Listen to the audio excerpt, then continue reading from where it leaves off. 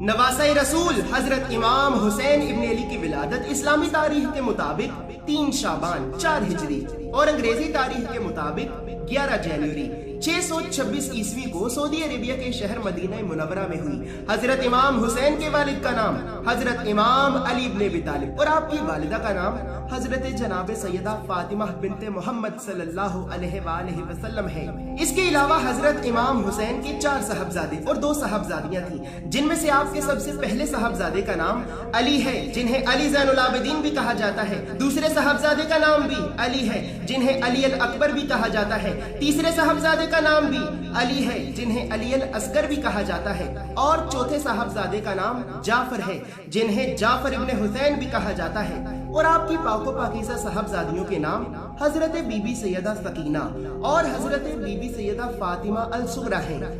اسی طرح جب اللہ نے اس کائنات کو تخلیق کرنے کا ارادہ کیا تو تخلیق کائنات کے بعد اللہ نے مٹی سے آدم علیہ السلام کے جسم کو بنایا، اور آدم کے جسم کو بنانے کے بعد اللہ نے آدم کے جسم میں اپنی روح پھونکی، تو روح پھونکنے کے بعد آدم کا جسم زندہ ہو گیا۔ جیسے ہی آدم کا جسم زندہ ہوا تو زندہ ہونے کے بعد جیسے ہی آدم نے اس کائنات میں اللہ کی عرش پہ پہلی مرتبہ اپنی آنکھ کھولی، تو آنکھ کھولنے کے بعد آدم علیہ السلام نے اللہ کے عرش پہ 5 ناموں کو لکھے دیکھا، اور انہی 5 ناموں میں سے ایک نام حسین بھی تھا۔ جیسے ہی آدم نے نام حسین کو اپنی آنکھ سے دیکھا تو آدم کا وجود زور زور سے کانپنے لگا، اور اچانک آپ کی آنکھ سے آنسو نکلنے لگے۔ جیسے ہی آدم نے اپنی آنکھ میں آنسو دیکھے تو آدم علیہ السلام فوراً جبرائیل سے یہ پوچھنے لگے کہ اے جبرائیل، جب سے میں نے اللہ کی عرش پہ اپنی اس آنکھ سے اس ایک نام کو لکھے دیکھا ہے، تب سے میری آنکھ سے آنسو نکل رہے ہیں، مجھے یہ سمجھ نہیں آ رہا کہ آخر میری آنکھ سے آنسو نکل کیوں رہے ہیں۔ تو حضرت جبرائیل نے آدم علیہ السلام کو یہ بتایا کہ اے آدم، اللہ نے جن ہستیوں کے لیے اس کائنات کو تخلیق کیا اور اس کائنات کو ایک وجود میں لایا، تو اللہ نے ان ہستیوں کے نور کو تیرے قلب میں رکھا ہے، اور اے آدم، یہ نام حسین اسی ہستی کا نام ہے، اسی نور کا نام ہے کہ جو اللہ کی زمین پہ تیری اولاد میں سے ہوگا، اور اللہ نے جس مقصد کے لیے تجھے پیدا کیا ہے اور تجھ میں سے جن باقی انسانوں کو بھی پیدا کرے گا، تو یہ حسین اللہ کے اس مقصد کو پورا کرنے کے لیے اللہ کی محبت میں انتہا کرے گا، اور اللہ کی محبت میں ہی اپنا سب کچھ قربان کر کے بے دردی سے شہید کیا جائے گا۔ بس اے آدم، چونکہ تیرا ضمیر زندہ ہے اور اللہ نے تجھے باضمیر مٹی سے پیدا کیا ہے، تو تیرے نزدیک اس بات کا علم نہ ہونے کے باوجود بھی کہ تیری آنکھ سے آنسو کیوں نکلے، چونکہ تو باضمیر ہے اور تیرا ضمیر زندہ ہے، بس اسی وجہ سے تیری آنکھ سے آنسو نکل آئے۔ اور اے آدم، اللہ نے یہ فیصلہ کر لیا ہے کہ قیامت تک تیری اولاد میں جو باضمیر ہوگا تو حسین کا نام سنتے ہی اس کی آنکھ سے بھی آنسو نکل آئیں گے، اور اللہ کی ذات نام حسین کو قیامت تک ہر باضمیر انسان کے لیے زندہ رکھے گی۔ بس اسی طرح وقت گزرتا رہا، اور اللہ نے آدم کی تخلیق کے بعد نور حسین کو آدم علیہ السلام کی جبین میں رکھا۔ اسی طرح کرتے کرتے یہ نور آدم علیہ السلام سے حضرت امام علی ابن ابی طالب کی جبین تک پہنچا، اور اسی طرح حضرت امام علی ابن ابی طالب کے ذریعے نور حسین کا اس زمین پہ ایک وجود کی شکل میں ظہور ہوا۔ جیسے ہی حضرت امام حسین کا نور اس زمین پہ آیا تو اللہ نے ہزاروں فرشتوں کے ساتھ جبرائیل کو یہ حکم دے کر زمین پہ بھیجا کہ اے جبرائیل، جا زمین پہ اور زمین پہ جا کر میرے محبوب کو ان کے نواسے کی مبارک دے، اور انہیں میرا یہ پیغام پہنچا کہ اے میرے حبیب، جس مقصد کے لیے میں نے آدم کو پیدا کیا اور جس مقصد کے لیے میں نے 1,24,000 پیغمبروں کو اپنی زمین پہ بھیجا، تو اے میرے حبیب، آپ کا یہ نواسہ اس مقصد کو پورا کرنے کے لیے زمین کربلا میں مجھ سے محبت کی انتہا کرے گا۔ اور اے میرے حبیب، جیسا کہ میں نے آدم کی تخلیق سے بھی ہزاروں سال پہلے آپ کے نام کو محفوظ رکھا تھا، تو بالکل اسی طرح میں نے آپ کے نواسے کے نام کو بھی محفوظ رکھا ہے۔ آپ اپنے اس نواسے کا نام مجھ اللہ کے حکم سے حسین رکھیں۔ تو پھر اسی طرح حضرت جبرائیل اللہ کے حکم سے ہزاروں فرشتوں کے ساتھ زمین پہ آتا ہے اور اللہ کے حبیب کو اللہ کا یہ پیغام سناتا ہے۔ تو پھر اللہ کے رسول اپنے نواسے کی ولادت پہ اللہ کا شکر ادا کرتے ہیں کہ اللہ نے جس مقصد کے لیے اس کائنات کو تخلیق کیا تو اللہ نے میرے اس نواسے حسین کو اس مقصد کے لیے چنا ہے، اور میرا یہ نواسہ حسین تخلیق کائنات کے اس مقصد کو پورا کرے گا کہ جس مقصد کے لیے اللہ نے آدم کو پیدا کیا اور جس مقصد کے لیے اللہ نے اپنے نبیوں کو को, अपने पैगंबरों को इस जमीन पे भेजा। अल्लाह के रसूल अल्लाह के इस पैगाम पे अपने नवासे की विलादत की खुशी मनाते हैं, लेकिन इसी खुशी के साथ साथ जिब्राइल अल्लाह के रसूल को आपके नवासे की उस बेदर्दी से शहीद किए जाने की खबर भी सुनाता है कि जिस बेदर्दी से हुसैन इब्ने अली को 3 दिन तक भूखा प्यासा रहने के बाद जमीन करबला में बेदर्दी से शहीद किया जाएगा। बस ये खबर सुनते ही अल्लाह के रसूल की आंख से आंसू निकलते हैं और अल्लाह के रसूल अपने नवासे हुसैन के नन्हे से गले पे प्यार करते हैं और फिर लोगों से ये फरमाते हैं कि आए लोगों, देखो इसे, ये मेरा नवासा हुसैन है। जिसने मेरे हुसैन से मोहब्बत की उसने मुझ मोहम्मद से मोहब्बत की, और जिसने मुझ मोहम्मद से मोहब्बत की तो उसने अल्लाह से मोहब्बत की। जिसने मेरे हुसैन से दुश्मनी की उसने मुझ मोहम्मद से दुश्मनी की, और जिसने मुझ मोहम्मद से दुश्मनी की तो उसने अल्लाह से दुश्मनी की। ऐ मेरे परवरदिगार, तू उससे मोहब्बत रख जो मेरे हुसैन से मोहब्बत रखे, तू उससे दुश्मनी रख जो मेरे हुसैन से दुश्मनी रखे। तो बस इसी तरह अल्लाह की पाक जात खुद अपने नबी के नवासे का नाम हुसैन रखती है, और फिर तारीख ने भी ये लिखा कि नाम हुसैन हुसैन इब्ने अली से पहले इस रुए जमीन पे किसी का भी न रखा गया। इसी तरह वक्त गुजरता रहता है और कुछ लोग ये समझने लगते हैं कि शायद अल्लाह के नबी और इनके घर वाले भी हमारे ही घर वालों की तरह हैं। तो अल्लाह ने गजबनाक होकर जिब्राइल को यह हुक्म दिया कि आए जिब्राइल, जा जमीन पे और जमीन पे जाकर मेरे नबी के जरिए लोगों को ये बता कि आए लोगों, तुम ये समझते हो कि मेरे नबी तुम्हारी तरह है? अल्लाह ने तुम्हें गुनाहों की मिट्टी से पैदा किया है और अपने हबीब को अपने नूर के जरिए पैदा किया है। बस मेरा नबी और इनका घराना हर गुनाह से पाक है। और इसी तरह अल्लाह ने पंचतन पाक की शान को बयान करने के लिए, जिनमें हजरत इमाम हुसैन इब्ने अली भी आते हैं, तो अल्लाह ने इन हस्तियों की शान में अपने कुरान में सूरह अहज़ाब में आयत ततहीर को नाजिल किया और लोगों को अल्लाह के हबीब और अल्लाह के हबीब के घराने की इज्जत और अजमत का बताकर उस वक्त के जाहिल लोगों के मुंहों को कुरान की आयत के जरिए बंद करवाया, ताकि ये लोग अल्लाह के रसूल और अल्लाह के रसूल के घराने का एहतराम करें। इसी तरह जब हजरत इमाम हुसैन की उम्र करीबन 5 साल हुई तो इस्लामी तारीख के मुताबिक 24 जुल्हज 9 हिजरी और अंग्रेजी तारीख के मुताबिक 3 अप्रैल 631 ईस्वी को मुबाहिला के मौका पर अल्लाह ने लोगों को सरेआम सबके सामने पंचतन पाक की इज्जत और अजमत का बताने के लिए सूरह आले इमरान की आयत 61 को नाजिल करके अपने हबीब से ये फरमाया कि आए मेरे हबीब, आप मुनकिरों से कह दीजिए कि अगर तुम सच्चे हो तो तुम अपने बेटे लाओ, हम अपने बेटे लाते हैं। तुम अपनी औरतें लाओ, हम अपनी औरतें लाते हैं। तुम अपने मर्द लाओ, हम अपने मर्द लाते हैं। और फिर लोगों ने भी ये देखा कि कुरान में जहां बेटों का जिक्र है तो उन बेटों की जगह अल्लाह के नबी अपने हसन और हुसैन को लेके जाते हैं। और इसी तरह अल्लाह अपने कुरान में जिक्र हुसैन को बयान करके लोगों को हुसैन इब्ने अली की अजमत का बताता है कि आए लोगों, मेरे नजदीक हुसैन मेरे नबी का नवासा नहीं बल्कि मेरे नबी का बेटा है। जिसने मेरे नबी के बेटे से मोहब्बत की तो उसने मुझे अल्लाह से मोहब्बत की, और जिसने मेरे नबी के बेटे से दुश्मनी की तो उसने मुझ अल्लाह से दुश्मनी की। इसी तरह फिर हजरत इमाम हुसैन का बचपन अल्लाह के रसूल के साया मुबारक में गुजरता रहता है। जब हजरत इमाम हुसैन की उम्र करीबन 7 साल हुई तो इस्लामी तारीख के मुताबिक 28 सफर 11 हिजरी और अंग्रेजी तारीख के मुताबिक 25 मई 632 ईस्वी को अल्लाह के रसूल अल्लाह के नूर मोहम्मद मुस्तफ़ा सल्लल्लाहु अलैहि वसल्लम इस दुनिया से पर्दा फरमा गए। अल्लाह के नबी के इस दुनिया से पर्दा फरमा जाने के करीबन 3 महीने के बाद इस्लामी तारीख के मुताबिक 3 जमादी उस्तानी 11 हिजरी और अंग्रेजी तारीख के मुताबिक 26 अगस्त 632 ईस्वी को आपकी वालिदा हजरत सैयदा फातिमा बिन्त मोहम्मद सल्लल्लाहु अलैहि वसल्लम भी इस दुनिया से पर्दा फरमा गईं। इसी तरह वक्त गुजरता रहा और एक दिन कुछ लोग हजरत इमाम अली इब्न अबी तालिब की खिदमत में हाजिर होते हैं। तो इनमें से एक शख्स खड़ा होकर हजरत इमाम अली इब्न अबी तालिब से ये कहता है कि ऐ जनाब अली इब्न अबी तालिब, आप कहते हैं कि मुझसे जो भी सवाल करना है वो कर लो,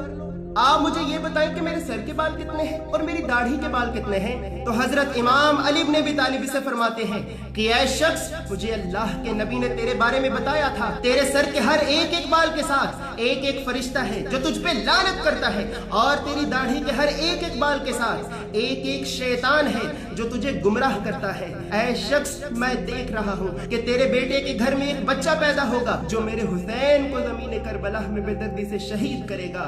اسی طرح کچھ ہی عرصے کے بعد جب حضرت امام حسین اپنی جوانی کی عمر کو پہنچے تو آپ کے والد حضرت امام علی بن ابی طالب نے آپ کی شادی بادشاہ یزدجرد کی بیٹی حضرت سیدہ شہربانو سے کر دی، جن میں سے آپ کے ایک صاحبزادے ہوئے جنہیں لوگوں نے حضرت امام علی زین العابدین کے نام سے پکارا۔ چونکہ حضرت امام حسین ایک نورانی ہستی ہیں تو اسی وجہ سے اللہ نے آپ کا ذکر دوسری آسمانی کتابوں میں بھی کیا ہے۔ تورات میں آپ کو شبیر کے نام سے پکارا گیا ہے، جبکہ انجیل میں آپ کو تاب کے نام سے پکارا گیا ہے، اور قرآن میں آپ کو اللہ کے نبی کے بیٹے کے انداز سے پکارا گیا ہے۔ اس کے علاوہ حضرت امام حسین نے 32 سال کی عمر میں جنگ جمل، 33 سال کی عمر میں جنگ صفین اور 34 سال کی عمر میں اپنے بابا علی ابن ابی طالب کے ساتھ مل کر جنگ نہروان بھی لڑی اور دشمن خدا کو منہ توڑ جواب دیا۔ اسی طرح اس کے بعد جب حضرت امام حسین کی عمر قریباً 36 سال ہوئی تو آپ کے بابا حضرت امام علی بن ابی طالب کو اسلامی تاریخ کے مطابق 21 رمضان 40 ہجری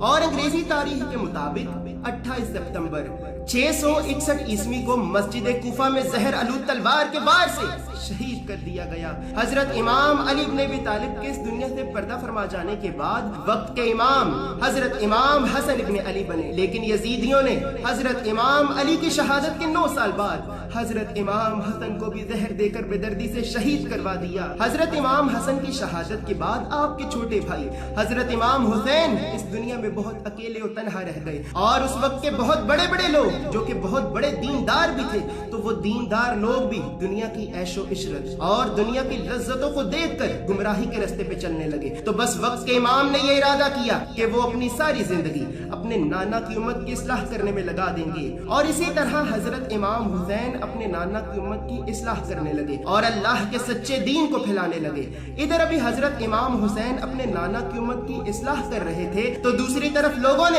یزید کو وقت کا حاکم بنا دیا۔ یزید نے حاکم وقت بنتے ہی یہ حکم جاری کیا کہ کوئی دین نہیں، کوئی قرآن نہیں، کوئی نبی نہیں، یہ اسلام سب جھوٹ ہے۔ آج کے بعد وہی دین ہوگا، وہی قرآن ہوگا جو میں کہوں گا، اور اگر آج کے بعد کسی نے بھی میرے حکم کا انکار کیا یا پھر میری بیعت کرنے سے انکار کیا تو میں اسے تڑپا تڑپا کر اس زمین کی صفائی ہستی سے ہی مٹا دوں گا۔ اس وقت کے ہزاروں لوگ یزید کے ڈر، خوف، اس کی دولت، طاقت، حکومت اور فوج کو دیکھ کر یزید کی بیعت کرنے لگے۔ دوسری طرف جب اصحاب رسول اور باقی سب مسلمانوں نے یہ دیکھا کہ یزید نے تو اسلام کے خلاف بغاوت کر دی ہے اور یزید تو اسلام کو ختم کر دینا چاہتا ہے، تو ہزاروں لوگ حضرت امام حسین سے یہ کہنے لگے کہ اے نواسہ رسول، اے وقت کے امام، آپ کے نانا کا دین خطرے میں ہے۔ یزید نے علل اعلان یہ کہہ دیا ہے کہ اسلام ایک جھوٹا دین ہے اور یزید اب اسلام کو ختم کرنا چاہتا ہے۔ اے نواسہ رسول، ہم سب مسلمان اسی وقت آپ کے ہاتھ پہ آپ کی بیعت کرتے ہیں، ہم سب آپ کے ساتھ مل کر یزید کے خلاف جنگ کر کے اس ملعون کو واصل جہنم کرنا چاہتے ہیں۔ تو بس اس وقت کے لوگ مدینہ میں یزید کے خلاف حضرت امام حسین کی بیعت کرنے لگتے ہیں۔ جب یزید کو اس بات کا علم ہوا کہ مدینہ کے لوگ میرے خلاف حسین کی بیعت کر رہے ہیں تو یزید نے مدینہ کے حاکم کو یہ خط لکھا کہ اے ولید، تو میری طرف سے فوراً حسین ابن علی سے میری بیعت لے، اگر حسین میری بیعت نہیں کرتا تو اسے بے دردی سے قتل کر دے، مجھے اس کے قتل کا کوئی فرق نہیں پڑتا۔ اس کے بعد جیسے ہی یزید کے حکم پہ مدینہ کے حاکم نے حضرت امام حسین سے یزید کی بیعت لینا چاہی تو حضرت امام حسین نے مدینہ کے حاکم سے یہ کہہ کر یزید کی بیعت کرنے سے صاف صاف انکار کر دیا کہ اے ولید، کیا تو مجھے نہیں پہچانتا اور یزید کی کرتوتوں کو نہیں جانتا؟ اگر مجھ جیسا امام وقت ہی یزید کی بیعت کرتا ہے اور حق کو باطل کے آگے جھکا دیتا ہے تو قیامت تک کے لیے حق کبھی بھی باطل پہ واضح ہی نہ ہوگا، اور اگر مجھ جیسا امام وقت ہی یزید کی بیعت کرے گا تو میرے نانا کی امت یہ کہے گی کہ اگر حسین امام وقت ہونے کے باوجود بھی یزید کی بیعت کرتا ہے تو ہمیں بھی یزید کی بیعت کرنی چاہیے، اور اسی طرح میری بیعت کی وجہ سے ہی زمین پہ حق کو ہمیشہ ہمیشہ کے لیے مٹا دیا جائے گا۔ اے ولید، یزید سے کہہ دے کہ حسین اپنے نانا کے دین کے لیے اپنا سر کٹا سکتا ہے لیکن کبھی بھی یزید جیسے کے ہاتھ پہ بیعت نہیں کر سکتا۔ اور اسی طرح امام وقت حسین ابن علی کے اس انکار کی وجہ سے ہی فوج یزید مدینہ میں ہی امام حسین کے قتل کی پیاسی بن جاتی ہے۔ تو جیسے ہی نواسہ رسول کو اس بات کا علم ہوا تو نواسہ رسول نے اپنے نانا کے دین کی حفاظت کے لیے یزید کے خلاف اپنے अपना घर बार, अपना सब कुछ छोड़कर मदीने से मक्का की तरफ हिजरत करना शुरू कर दी। जैसे ही नवासे रसूल अल्लाह के घर काबा में पहुंचते हैं तो काबा में पहुंचने के बाद वहां के लोग आपका खूब इस्तकबाल करते हैं और फिर नवासे रसूल मक्के में भी जगह जगह अपने नाना की उम्मत की इस्लाह करने की कोशिशें करते रहते हैं। और इन्हीं कोशिशों के दौरान हजारों लोग हजरत इमाम हुसैन को कूफा से ये खत लिखते हैं कि ए नवासे रसूल, ए बख्ते इमाम, हम यजीद के खिलाफ आपके हाथ पे बैत करना चाहते हैं, आपके साथ मिलकर यजीद के खिलाफ जंग करना चाहते हैं। आप मक्के को छोड़कर हमारी इस्लाह करने के लिए हमारे शहर कूफा चले आइए। इसके बाद वो फौजे यजीद जो कि दुनिया की दौलत और दुनिया की लालच में अपने जमीरों को बेच चुकी होती है, तो फौजे यजीद ये इरादा करती है कि हम हुसैन को मक्के में ही सरेआम लोगों के सामने इस बेदर्दी से कत्ल करेंगे कि मक्के के लोग आले नबी औलाद अली की ताजीम करना ही भूल जाएंगे और हुसैन के कत्ल के बाद हम काबा की तौहीन करेंगे, मुसलमानों की तजलील करेंगे और मुसलमानों से जबरदस्ती यजीद की बैत लेंगे और जो यजीद की बैत करने से इनकार करेगा तो उसे भी हुसैन की तरह ही बेदर्दी से कत्ल कर देंगे। दूसरी तरफ जैसे ही नवासे रसूल हुसैन इब्न अली को इस बात का इल्म होता है कि फौजे यजीद मुझे अल्लाह के घर काबा में कत्ल करके काबा की तौहीन करना चाहती है, तो नवासे रसूल अल्लाह के घर काबा की हुर्मत को बचाने के लिए अपने असहाब, अपनी बहनों बेटियों को इकट्ठा करते हैं और कूफा के लोगों की दावत पर मक्का से अपना घर बार, अपना सब कुछ छोड़कर कूफा की तरफ सफर करना शुरू कर देते हैं। हजरत इमाम हुसैन मक्का से कूफा के रास्ते में 18 मुख्तलिफ मुकामात पे रुकते हैं और हर मुकाम पे रुककर अपने नाना की उम्मत को ये बताते रहते हैं कि आए मुसलमानों, यजीद तुम्हारे नबी के दीन का दुश्मन है। तुम जो नमाज पढ़ते हो, अल्लाह पे ईमान रखते हो, वो इसी ईमान को खत्म करना चाहता है। मेरा मकसद मेरे नाना के दीन की हिफाजत करना है। हुसैन रहे या ना रहे, अल्लाह का दीन ता कयामत रहेगा। इसके बाद जैसे ही इमाम वक्त अभी कूफा के नजदीक ही पहुंचते हैं तो फौजे यजीद को यह खबर मिलती है कि हुसैन कूफा पहुंच रहा है और कूफा पहुंचने के बाद ये कूफियों के साथ मिलकर यजीद के खिलाफ जंग करना चाहता है। तो फौजे यजीद 2 मुहर्रम 61 हिजरी को आगे बढ़ती है और रास्ते में ही करबला के मुकाम पे हजरत इमाम हुसैन इब्न अली और आपके काफिले वालों का रास्ता रोक लेती है और नवासे रसूल से ये कहती है कि आए हुसैन, हमें यजीद का ये हुक्म है कि हुसैन से कहें कि वो यजीद की बैत करे। अगर हुसैन यजीद की बैत नहीं करता तो हुसैन को और हुसैन के घर वालों को तड़पा तड़पा कर इस जमीन पे कत्ल कर देगा। आए हुसैन, अगर तुमने यजीद की बैत ना की तो हम तुम्हारी लाशों को इस जमीन की सफाई हस्ती से ही मिटा देंगे। तो नवासे रसूल इमाम हुसैन इब्न अली यजीदियों से ये फरमाते हैं कि ऐ फौजे यजीद, क्या तुम मुझे नहीं पहचानती? मैं रसूलुल्लाह का नवासा हूँ, उस अली का बेटा हूँ कि जिस अली के बारे में अल्लाह के रसूल ने ये फरमाया कि अली हक के साथ है और हक अली के साथ है। आए फौजे यजीद, क्या तू ये चाहती है कि हक बातिल की बैत कर ले? हुसैन अपने नाना के दीन के लिए अपना सर कटा सकता है लेकिन अपना हाथ यजीद जैसे के हाथ पे रख के उसकी बैत नहीं कर सकता। इसी तरह वक्त गुजरता रहता है और फौजे यजीद दिन ब दिन हजरत इमाम हुसैन पे जुल्म सितम बढ़ाती रहती है। जब फौजे यजीद ने ये देखा कि हम हजारों की फौज और हुसैन सिर्फ चंद गिने चुने लोगों के साथ, इसके बावजूद भी हुसैन यजीद की बैत नहीं करता, तो फौजे यजीद ने 7 मुहर्रम के दिन अल्लाह के नबी के नवासे नवासियों पे नहर फुर्रात का पानी बंद कर दिया। इसके बावजूद भी जैसे ही फौजे यजीद ने ये देखा कि पानी बंद करने के बावजूद भी हुसैन यजीद की बैत नहीं कर रहा, तो 9 मुहर्रम के दिन फौजे यजीद ने नवासे रसूल के हेमों पे हमला करना चाहा। तो हजरत इमाम हुसैन ने गाजी अब्बास को अपने पास बुलवाया और फरमाया कि ऐ अब्बास, तू फौजे यजीद के पास जा और उन्हें मेरा ये पैगाम दे कि आज की रात को हम अल्लाह की इबादत में गुजारना चाहते हैं, हम अपने अल्लाह से राजो नयाज की बातें करना चाहते हैं, लिहाजा आज रात हम जंग नहीं चाहते। तो हजरत गाजी अब्बास फौजे यजीद के पास पहुंचते हैं और इमाम वक्त का पैगाम फौजे यजीद को सुनाते हैं। तो फौजे यजीद ये पैगाम सुनने के बाद हजरत गाजी अब्बास से कहती है कि ऐ अब्बास, हुसैन से कहना अल्लाह की इबादत के अलावा यजीद की बैत करने का भी सोचे। हुसैन के पास सिर्फ आज रात तक का वक्त है, वरना सुबह होते ही तुम सबको बेदर्दी से कत्ल कर दिया जाएगा। तो ये सुनते ही गाजी अब्बास जल्लाल में आते हैं और यजीदियों से ये फरमाते हैं कि ऐ खुदा के दुश्मनों, तुम आज रात तक के वक्त की बात करते हो? खुदा की कसम, अगर मुझे मेरे मौला हुसैन तुम्हें वासिले जहन्नुम करने की सिर्फ इजाजत दे दें तो मैं तुम्हारे पास आज रात तक के वक्त को भी ना छोड़ूं। हुसैन मेरे वो मौला है कि जो वक्त की भी तकदीरें बदल देते हैं और तुम मेरे मौला हुसैन को वक्त देने की बात करते हो। इसी तरह बस 9 मुहर्रम की रात का वक्त आता है, हजरत इमाम हुसैन अपने असहाब को इकट्ठा करते हैं और सबसे ये फरमाते हैं कि ऐ औलाद रसूल से मोहब्बत रखने वालों, फौज यजीद मेरे खून की प्यासी है, वो तुम्हें नुकसान नहीं पहुंचाना चाहती। मैं अपनी हुज्जत तुम सब पे तमाम करता हूँ, तुम सब अपने अपने घरों को, अपने अपने शहरों को वापस लौट जाओ। खुदा की कसम तुम्हारी जन्नत का जामिन मैं हूँ। कयामत के दिन मैं तुम्हें अपने नाना से शहादत का रुतबा और जन्नत का मुकाम लेके दूंगा। इसी तरह फिर तारीख ने भी ये लिखा कि सब के सब लोग नवासे रसूल हुसैन इब्ने अली के कदमों में गिरकर उनके कदमों में ही शहीद होने का वादा करते हैं और फिर नवासे रसूल अपने चाहने वालों को अपने इल्मे गैब के जरिए इनकी आंखों के सामने ही इन्हें जन्नत में इनके मुकामात दिखाते हैं और फिर फरमाते हैं कि ऐ मेरे चाहने वालों, ये सब वो मुकामात हैं कि जो तुम सब के लिए सिर्फ एक दिन की दूरी पे मौजूद हैं। कल के बाद ये सब मुकामात अल्लाह की तरफ से तुम्हें अल्लाह की जन्नत में दिए जाएंगे। तो जैसे ही सब असहाब जन्नत में अपना अपना मुकाम देखते हैं तो शहादत की तड़प में 9 मुहर्रम की सारी रात को जाग कर बेसब्री से 10 मुहर्रम की सुबह का इंतजार करते हैं। जैसे ही 10 मुहर्रम की सुबह आती है तो नमाज फज्र में ही फौज यजीद नवासे रसूल हुसैन इब्ने अली पे हमला कर देती है। करबला का एक एक नौजवान हुसैन इब्ने अली के कदमों पे कुर्बान होता जाता है। कभी हुर का लाशा आता है,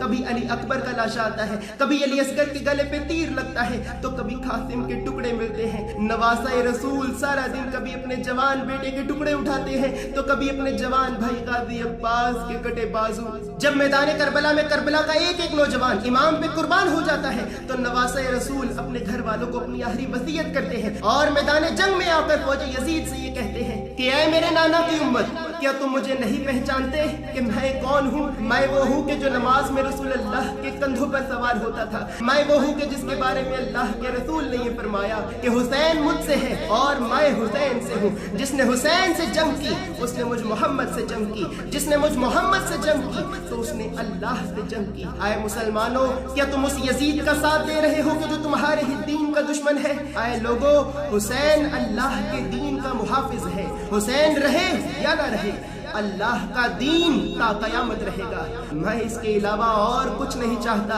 कि तुम अल्लाह के सच्चे दीन पे चलो। अगर आज हुसैन यजीद की बैत करेगा तो कयामत तक के लिए हक कभी भी बातिल पे बाज़ ही ना होगा। मैं कभी भी यजीद की बैत नहीं करूंगा। आए लोगो, तुम सब दुनिया के बदले में अपने लिए दोज़ख की आग खरीद रहे हो और जिस जन्नत के तुम दावे करते रहते हो उस जन्नत का सरदार तो मैं हुसैन हूँ। इसके बाद जैसे ही मलून शिमर ने ये देखा कि हुसैन ऐसी बातें करके अभी भी इन लोगों की इस्लाह करने की कोशिश कर रहा है और यजीद की बैत करने से साफ साफ इनकार कर रहा है, तो शिमर फौज यजीद को ये हुक्म देता है कि जाओ और जाकर हुसैन के सर को काट कर मेरे पास लाओ ताकि मैं हुसैन के कटे हुए सर को यजीद की बैत ना करने का अंजाम बताऊं। तो जैसे ही फौज यजीद नवासे रसूल को कत्ल करने के लिए आगे बढ़ती है तो फिर तारीख भी ये लिखती है कि एक तरफ 40,000 का लश्कर, एक तरफ अकेला हुसैन ला इलाहा इल्लल्लाह की सदा बुलंद करते हुए यजीदियों को वासिले जहन्नुम करता रहता है। रसूल अल्लाह का नवासा अकेले ही जमीन करबला में कोहराम बर्पा कर देता है। जैसे ही फौज यजीद ये देखे कि हुसैन एक एक करके हमें कत्ल ही करता जा रहा है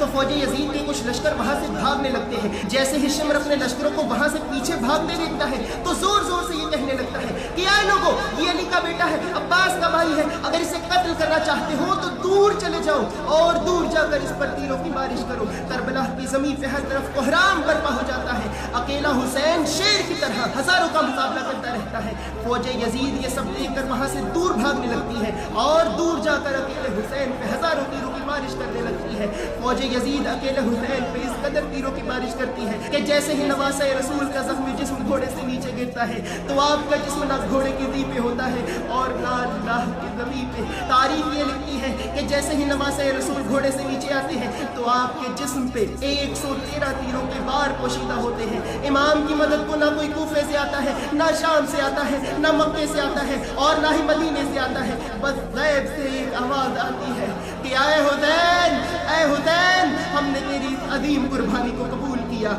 आए हुसैन, तेरा अल्लाह तुझसे राजी हुआ। बस नवासे रसूल करबला की तपती जमीन पे सिजदे में अपना सर रखते हैं और अल्लाह की पाक ज़ात का शुक्र अदा करते हैं कि हाय मेरे मालिक, तेरा शुक्र है कि तूने मेरी इस कुर्बानी को कबूल किया, तेरा शुक्र है कि तूने मेरी इस कुर्बानी को कबूल किया। इसके बाद शिमर मलून आगे बढ़ता है और जिस गर्दन पे अल्लाह के रसूल प्यार करते थे उसी गर्दन पे तलवार का वार करके सिजदे में इमाम हुसैन के सर को तन से जुदा कर देता है آپ کا سر نیزے پہ چڑھایا جاتا ہے، آپ کے سر کی توہین کی جاتی ہے، آپ کے جسم پہ گھوڑے دوڑائے جاتے ہیں، رسول اللہ کی بیٹیوں کو سریعام ننگے سر بازاروں میں گھمایا جاتا ہے، اللہ کے نبی کے خاندان کی بے حرمتی کی جاتی ہے، بے دردی سے تذلیل کی جاتی ہے۔ جس حسین کی عظمت کو اللہ اپنے قرآن میں بیان کرتا رہا، اللہ کا رسول اپنی حدیثوں میں بیان کرتا رہا، مسلمان اسی حسین کی عظمت کو پامال کرتے ہیں اور اسی حسین کو کربلا کی تپتی زمین پہ 3 دن تک بھوکا پیاسا رہنے کے بعد بے دردی سے شہید کر دیتے ہیں۔ اور اس کے بعد پھر اس وقت کے لوگوں نے بھی یہ دیکھا کہ جس اللہ کے گھر کی حرمت کو بچانے کے لیے حسین ابن علی مکے کو چھوڑتے ہیں، یزید اسی اللہ کے گھر پہ آگ کے پتھروں کی بارش کرتا ہے، اللہ کے گھر کعبہ کی تذلیل کرتا ہے، 10,000 مسلمان عورتوں کی عزتوں کو لوٹ کر مسجد نبوی میں اپنے گھوڑے باندھتا ہے اور مسجد نبوی کی توہین کرتا ہے، مسجد نبوی کی تذلیل کرتا ہے۔ بس مسلمانوں کے وہ مردہ ضمیر اپنی ماں بہنوں اور بیٹیوں کی عزتیں چھن جانے کے بعد جاگنے لگتے ہیں، لیکن افسوس کہ جس طرح لوگوں نے حضرت امام علی بن ابی طالب کا ساتھ نہ دیا، بالکل اسی طرح اس وقت کے لوگ نواسۂ رسول حسین ابن علی کا بھی ساتھ نہیں دیتے، لیکن حسین ابن علی کا کٹا ہوا سر نوکے نیزہ پر بھی قرآن کی تلاوت کر کے اپنے نانا کی امت کی اصلاح کرتا رہتا ہے اور لوگوں کو یہ بتاتا رہتا ہے کہ آئے لوگوں،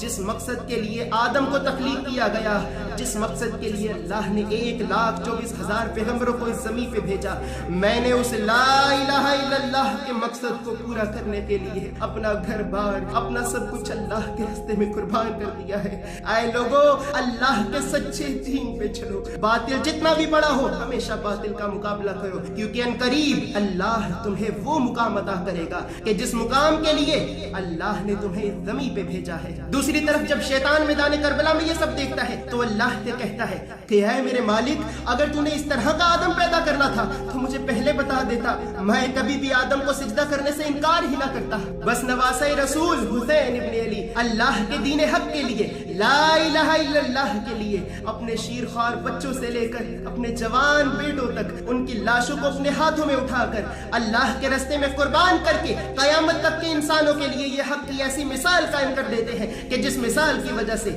آج ہر انسان حسین زندہ باد، حسین زندہ باد، یزید مرد آباد، یزید مرد آباد کی صدائیں بلند کرتا رہتا ہے۔ اور اسی طرح نواسۂ رسول حسین ابن علی نے حق کو زندہ کیا اور باطل کو ہمیشہ ہمیشہ کے لیے مٹا دیا۔ سلام ہو کربلا کے عظیم شہیدوں پر، سلام ہو رسول اللہ کی نوازیوں پر، اور سلام ہو شہید کربلا حضرت امام حسین علیہ السلام پر۔